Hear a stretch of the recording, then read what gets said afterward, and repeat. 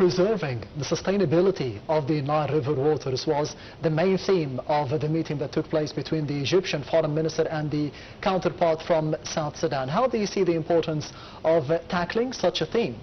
I think there is two sides of the story. The first one is what is addressed to the general public, which is how Egypt is giving a lot of importance to the coordination within the countries who are overlooking the River Nile, yes, on one side. And the second important issue is that a message that Egypt is sending, that we are not against development of Nile Basin countries, and even to use the full usage possible of the River Nile to the benefit of all countries who are on the Nile. And in this is a message specifically aimed to Ethiopia, who have always been claiming that Egypt is against any projects for development in those countries, because this would mean that or threaten the ratio of Egyptian quantity of water and so forth. So this is a message that no, we are not against it. As a matter of fact, we are building one of the biggest projects on the River Nile, also in Tanzania, the Julius Nyerere Dam and so on. So, and this is another proof that Egypt is not against. What we are against, actually, is to break the international law, not to abide by the rules that are actually abiding the countries which the river passes through. And third thing, the unilateral measures that any country would take, regardless of the impact of these acts on and countries like Egypt and Sudan and so on. So I think that this is a message that is addressed to many players of the region, mainly the African countries, and specifically Ethiopia, that what you are saying is not true. We are for the development and the full usage of the capacity of the Nile for all the countries involved, without affecting any other country in the process. Yes, and meanwhile, Foreign Minister Dr. Badr Abdulati held phone talks with the Pakistani counterpart, Mohammed Ishaq Dar, on the latest regional developments. Abdulati asserted the importance of the continuation of the peace negotiations between the U.S. and Iran, and the significance of the diplomatic and the political path to reach a settlement for the current crisis. The top diplomats probed the means of enhancing consultations and coordination between the two countries during the upcoming period. The talks also tackled the repercussions of the ongoing escalation of the countries and the peoples of the region, and the means of preserving peace and security in the Middle East. Mr. Ambassador, how do you see the course of negotiations going on and back and forth between the U.S. and Iran nowadays? Well, I think nobody can see anything. I mean, we've heard everything and every contradictory remark or declaration especially from the United States, specifically from President Trump. So we don't know where we are exactly. Are we approaching peace? Are we about to start a new wave of attacks, as we have seen yesterday? Actually, the situation is not clear yet. But in my vision, I think that the United States is trying to keep Iran on what they call a short leash. Is that we are here, we are observing, we won't let you get away with it, but we are not going to go to an open war. That's why the United States is leading many attacks that are very surgical precision, as they call it, so that they aim at a certain target to destroy it and not to reach the full capacity of the war like the first time. And at the same time, this should put pressure on Iran so that it would accept the terms and the conditions imposed by the United States. And here we have to say something. Unfortunately, the United States is not negotiating in a way of any negotiations might go, which is give and take. You give some, you take some. The United States is dictating, and whether you accept it or we are going to open hell on you, as President Trump has said it like 200 times so far about what he can do to Iran, to the point that he said that we are going to annihilate totally the country at one point, and then he retreated this and took other steps and so on. So far, we can still consider that there is a ceasefire, It is not a total ceasefire, but in our region we have never known the ceasefire. I mean, even when we talked about a ceasefire in Gaza, it was never a ceasefire. I mean, ever since this so-claimed ceasefire started, and we have approximately around 1,000 persons who lost their lives from Gaza. The last one actually was the leader of Hamas, who presumably the new leader of Hamas, who was killed by an Israeli strike. And this is a real problem, because they claim that there is a ceasefire, but as a matter of fact, this gives them the time to prepare for more sophisticated strikes on specific targets, and sometimes even on bigger targets. I mean, in Gaza, for instance, Mr. Netanyahu giving orders to seize around 70% of the Gaza Strip, which means that, and we know the history of Israel. Israel doesn't take anything and then retreat from it, and which means that they're going to occupy 3/4 of Gaza and leaving 1/4 to the already squeezed population in all of Gaza to be squeezed in 1/4 of the area. And we've seen this also in the West Bank to signal the end of any peace possibility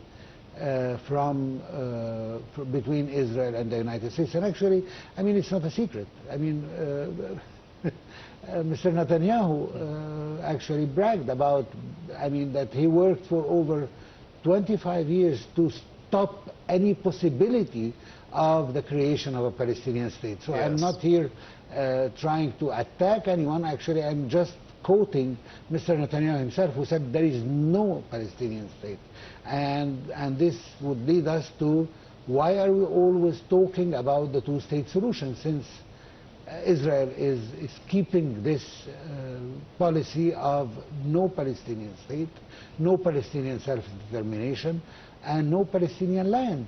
So what are we going to talk about? I mean, at least we have to have a certain minimum between both parties to start any peace negotiations.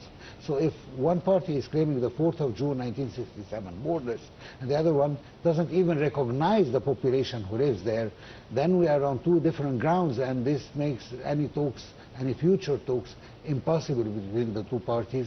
And seriously, if there is no real pressure from the United States, we will never have a Palestinian state, even if we are very keen about having it, even with the very sincere efforts of Egypt, of President Abdel Fattah al-Sisi himself.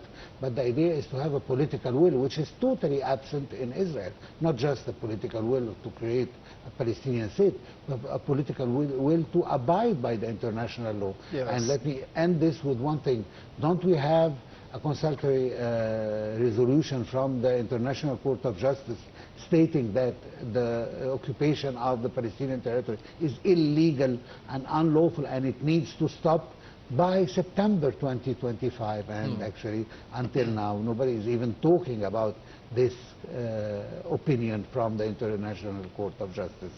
So actually, even the international organizations are incapable of forcing Israel to abide by international law, because it has the American support with President Trump, who has been the best friend of Israel since the creation of the state in 1948. Yes, the Palestinian cause is always being mentioned and highlighted at every possible opportunity by President al-Sisi, as you mentioned, Mr. Ambassador, and Foreign Minister Badr Abdel Ati as well. But the situation in Lebanon nowadays, more specifically, and the incursion and the expansionary incursion by Israel into the south of Lebanon, how do you think this will be complicating even further the negotiations between the U.S. and Iran? I like to take things at the root.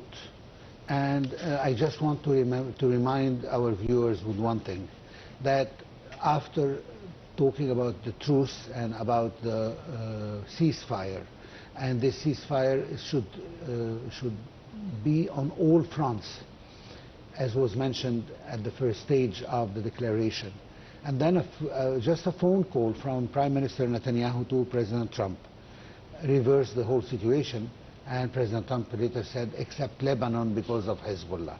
So this is one thing. And this was not accurate from President Trump, because even the Prime Minister of Pakistan has to go out himself to the press and said, no, the deal was compromising all fronts, including Lebanon. Yes. So actually he told Mr. Trump in front of the whole world press that Lebanon was included, and this was before the phone call, as I mentioned, from Prime Minister Netanyahu.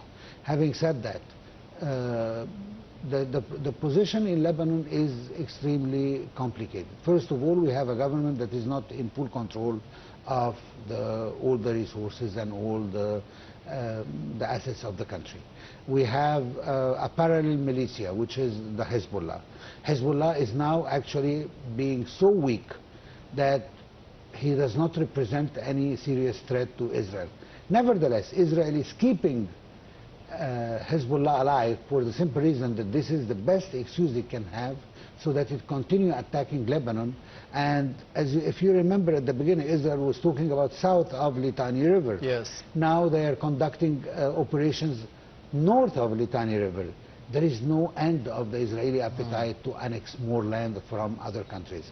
And this is what Israel is doing. So first of all, we have to say that Hezbollah is benefiting Israel much more than it's benefiting the Lebanese people. Second of all, that the presence of Hezbollah threaten all Lebanese, I mean from north to south, east to west, simply because Israel wants to, as it claims, secure its northern borders, and by securing its northern border it needs to have a buffer that could contain up to 30% of the Lebanese territories. So it's not only the Sheba farms as we used to talk about, now we are talking about 30% of Lebanon that is occupied by Israel, and it will remain so because Israel thinks it needs this area to secure its northern borders. One more thing Israel have claimed, and unfortunately the United States have accepted this, that it keeps for itself, it reserves to itself the right to attack Lebanon if, and mark my words, yes, if there is any intention of attacking Israel from Lebanon. So this is unprecedented in the international law or about any agreement, that if I feel that there is an intention from your side, I can attack. So I mean, this is actually very humiliating to Lebanon, to the international law, to the world community, and to any peace-loving country in the world.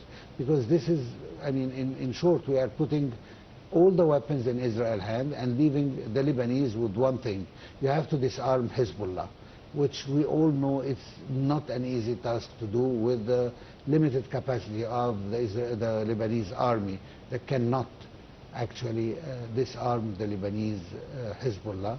And we are going to end with a catastrophe if this continues. Once again, we have to let the Lebanese solve their problem without any interference from Israel or the United States or any other party. Lebanon can solve its problem by itself, but just give it the space. The continuing bombardment of even to Beirut itself doesn't give the Lebanese the chance to be able to solve their problems, and it creates more and more turmoil and imbalance and unrest in the area. So I think the situation is quite catastrophic, and I hope that the United States once again can pressure Israel to stop and to restrain from all these attacks on the Lebanese population. Let's not forget that we have around over 1 million Lebanese who had to flee their villages and cities to go up north because of the Israeli attacks. So we have economic crisis, we have displacement of 1 million persons, we have a weak army, we have a Hezbollah who is actually I mean, I have to take facts as they are. Yes. Hezbollah, now, because of his presence, more land is being captured by Israel. This is a fact. I mean, I'm not negotiating here if Hezbollah has the right or doesn't have the right. It's a para-militia, para-army, whatever. But it is an alibi. But actually, the presence of Hezbollah benefited Israel to gain more land. Yes. This is a fact, whether we like it or not, and this is not a good fact that we are looking at. Yes, and moving on to the activities of Foreign Minister Dr. Badr Abdul Ati, as he confirmed the Egyptian total support for Somalia's territorial integrity and sovereignty. as well as safeguarding its national institutions. This came during his talk with the Somali counterpart Abdussalam Abdi Ali on the sidelines of the African-Korean ministerial meeting. The foreign minister reiterated the urgency of releasing the abducted foreign sailors and ensuring their security. Meanwhile, the top diplomat asserted the Egyptian full rejection of any unilateral measures that could undermine the Somali territorial integrity or threaten its sovereignty. The foreign minister concluded the talks confirming the Egyptian condemnation of the attempt taken by the so-called Somaliland to inaugurate an embassy in the occupied Jerusalem, deeming it as a blatant violation of the international law. The main theme here is the inauguration of the Somaliland embassy in Jerusalem, and we have seen the condemnation not just by Egypt but by tens of other countries for such a political move. Well, Israel has never been known as a country who respects the international law, but actually it abides by only what's important to it. And by creating this link with the Somaliland, or the so-called separatist group of Somaliland, they're securing more places on the Red Sea, which is something important to Israel, and they believe that we heard the same steps that has been also followed by Ethiopia for the same reason, especially that Ethiopia is a landlocked country and needs a gate to the Red Sea. Yes. And this Somaliland might be the answer to their ambitions in the region. That's why Mr. Badr Abdulati have always insisted that only the countries who are on the Red Sea have the right to control the Red Sea and to supervise the Red Sea. But now that there is this separatist group, Egypt is trying to help the legitimate government in Somaliland to regain its integrity, but it's not an easy task. And with the presence of Israel, now it's going to complicate matters even more, because this would mean that Israel would supply arms, would supply training, would supply a lot of things that they need. That's why they opened the embassy, yes, simply so that they could benefit from Israeli presence in the region. Let's not forget that Israel is known for training and for providing weapons and many things to many rogue organizations and states like Somaliland. And actually this, as I said, is going to complicate the issue even more and might create a status quo that later on will be even harder to change. I believe that the condemnation is in place, but at the same time, the condemnation never did any result to Israel, yes, or to the country that is in the problem, like Somaliland itself. So I think we need more pressure. The Somali legitimate regime and its army need to make a little bit more of an effort to regain the full control of the country. And I think that instead of condemning Somalia for this division, we have to help more. And I'm not talking here about Egypt. Egypt is doing what it can. But I'm talking about the world community has to help Somalia to regain the full authority and power over the whole of land, so that there won't be any separatist group as Somaliland or else or others. And this will maintain the security of the Red Sea, something that is very dear to us because of the Suez Canal and because of the safety and security of the maritime routes in the Red Sea. Yes, and finally, Mr. Ambassador, also on the sidelines of the African-Korean meeting, Minister of Foreign Affairs Badr Abdulati held talks with the Kenyan Prime Minister and the Minister of Foreign Affairs. During the meeting, the top diplomat stressed the importance of the coordination to revive the accord and the fraternity among the Nile Basin countries and to restore the inclusiveness with regards to the Basin's initiative. He expressed rejection to the unilateral measures and welcomed the positive developments to deliberations over the initiative in order to achieve the common benefits to all the Nile Basin states. Mr. Ambassador, as we did comment on the bilateral relations between Egypt and the rest of the Nile Basin countries, how would you see the Egyptian-Kenyan relations, more specifically as President Abdel Fattah al-Sisi was there in Nairobi to be participating in the Africa Forward Summit, yes, in the attendance of the French President Emmanuel Macron? Well, actually, I believe that the relation with Kenya is a big country in Africa, and I believe that it's in our interest to have fruitful relation with Kenya and to benefit both countries from such cooperation. Once again, Egypt is reiterating its position on the necessity for real and serious development for all countries of the Nile Basin. And from here, once again, we are confirming that we are totally for the development of African countries, especially the one on the Nile Basin, because we share a very dear thing to all of us, which is the river Nile itself.